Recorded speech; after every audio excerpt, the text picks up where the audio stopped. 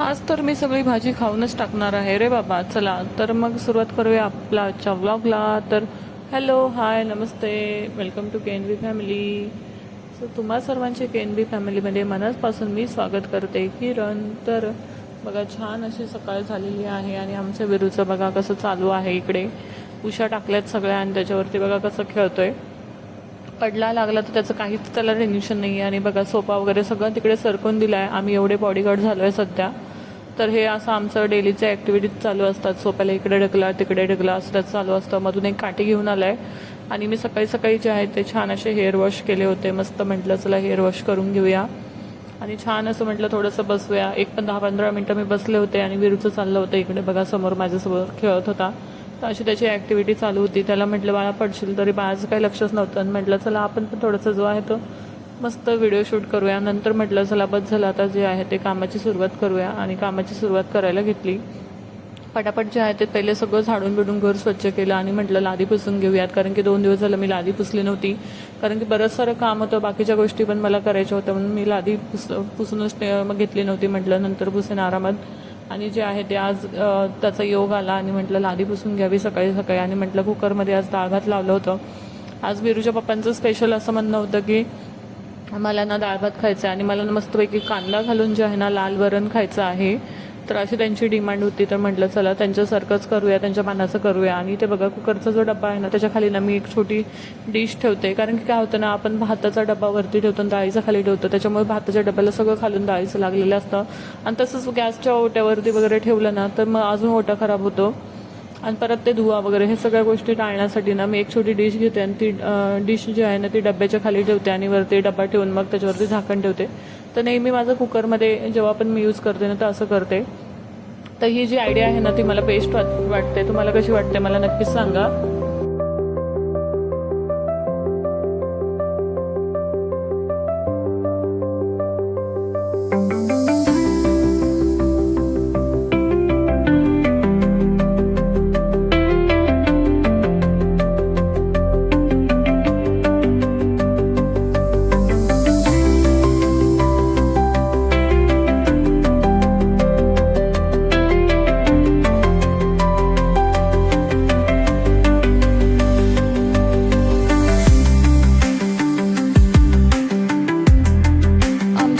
विदर्भामध्ये म्हणजेच लातूर साईडला ना कांदा टाकून वरण बनवलं जातं आणि स्पेशली मस्तपैकी लाल मसाला टाकून. आणि हे वरण जे आहे ना इतकं छान आणि टेस्टी लागतं ना.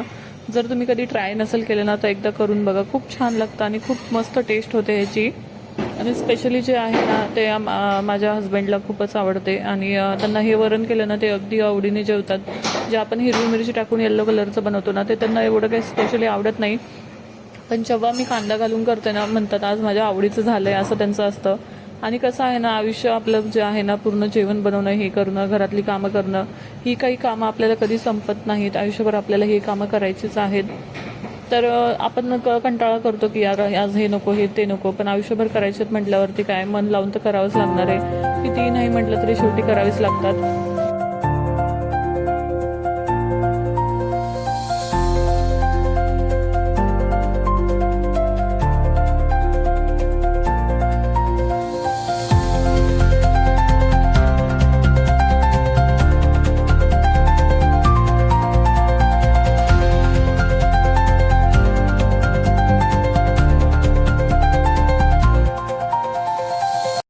तर इथे जे आहे ना माझं छान असं बघा मस्तपैकी कांदा घालून मस्त जी वरणाला फोडणी आहे ती दिलेली आहे आणि इतका मस्त वास सुटला होता.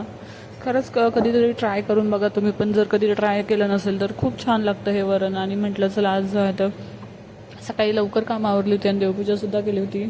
आज काय देवांना फुलं आणले नव्हती. म्हटलं चला एक दिवस चालतं तसंच. पण बिना फुलांची देवपूजा जी आहे ना ती एवढी म्हणजे असं मंदिर जे आहे ना सुकं सुकं वाटतं, असं भरून वाटत नाही. फुलं वगैरे असली ना कसं मंदिर एकदम छान वाटतं.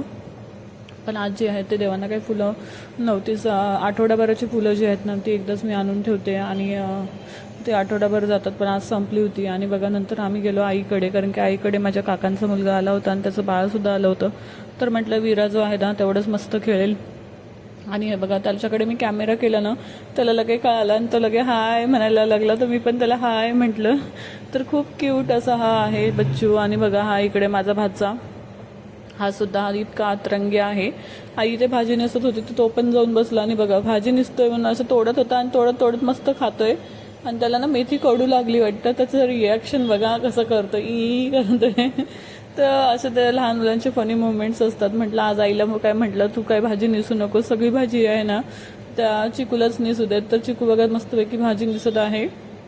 आणि विरू आणि मी म्हटलं चला काहीतरी क्रिएटिव्हिटी करूया, म्हणून विरूसोबत मस्तपैकी आम्ही दोघांनी मिळून छान असं हे डेकोरेशन केलं होतं. कसं वाटलं तर विराला म्हटलं चला काहीतरी वेगळं दाखवूया, आणि त्याची एक्साइटमेंट होती की काहीतरी मम्मा नवीन करूया. त्यासाठी आम्ही ते जे आहे ना ते डेकोरेशन करत बसलेलो. म्हटलं त्याचा जेव्हा वेळ आहे तो थोडासा क्रिएटिव्हिटीमध्ये सुद्धा जाईल आणि त्याला सुद्धा भारी वाटेल आणि काहीतरी नवीन सुद्धा त्याला शिकता येईल म्हणून. आणि इकडे जे आहे ना आई भोपळ्याचे घारगे बनवत होती. तर इकडे भोपळा वगैरे मस्तपैकी आईने छानसं साल काढून मस्त बारीक चिरून घेतला होता आणि त्याच्यामध्ये बघा मी अर्धा ग्लासच्या थोडं वर पाणी घातलेलं आहे. मस्त ह्याला उकडून घ्यायचं आहे.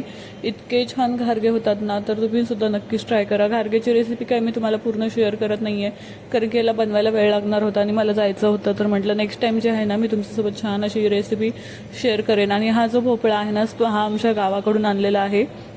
आमच्या गावी घरी लागलेले होते, तर सगळ्यांना एक एक भोपळे जे आहेत ते आमच्या आईने दिले होते. तर बघा इकडे आम्ही येताना आम्हाला सुद्धा एक दिला होता आणि तो जो भोपळा आहे ना मस्तपैकी आम्ही त्याचे घारगे वगैरे वेगवेगळ्या रेसिपीज बनवून खात आहोत. आणि हा भोपळा जो आहे ना न कापता आपण ठेवला ना वर्षभर टिकतो.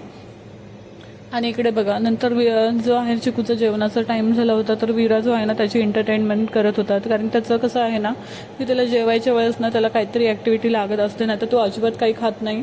आणि त्याची मम्मा गेली होती जॉबला, तर विरू बघा एंटरटेन करतोय आणि तो मस्तपैकी पाय हलवून डान्स करून तो सुद्धा एन्जॉय करून त्याचं जेवण जे आहे ते जेवण करत होता. आणि विरूला ना खूपच भारी वाटत होतं, कारण विरूला अशा गोष्टी करायच्या म्हटलं ना की त्याला खूपच आवडतात आणि त्याला त्याचं आणि चिकूचं इतकं जमतं. पण चिकूला कसं आहे ना जवळ घेतलं ना की त्याला अजिबात आवडत नाही, तो लगेच रडायला लागतो. लांबून तू किती खेळ मग मला आवडेल असं त्याचं असतं. तर बघा दोघं भाऊ कसे जे आहेत ते मस्त खेळत आहेत.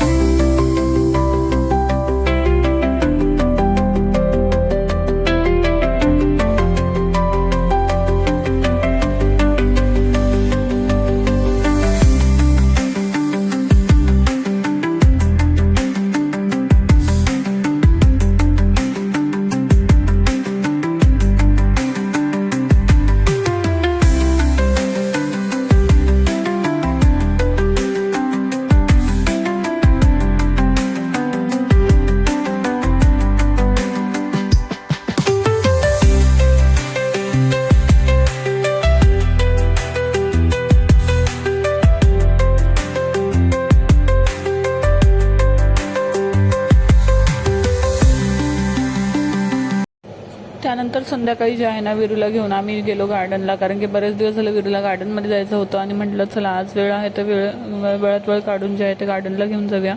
आणि विरूचे पप्पा मी आणि विरू आम्ही तिघं पण गेलो होतो आणि तिथूनच तसं मी जॉबला जाणार होते.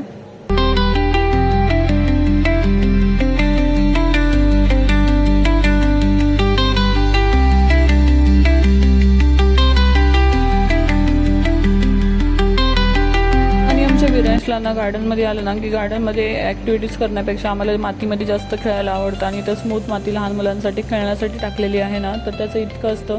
आणि तो रडत होता मला खेळणी पाहिजेत म्हणून, कारण की लहान मुलं जे आहेत ना प्रत्येक घरून खेळणी घेऊन आली होती आणि आम्ही डायरेक्टली आलो, आमचा काही प्लॅन नव्हता.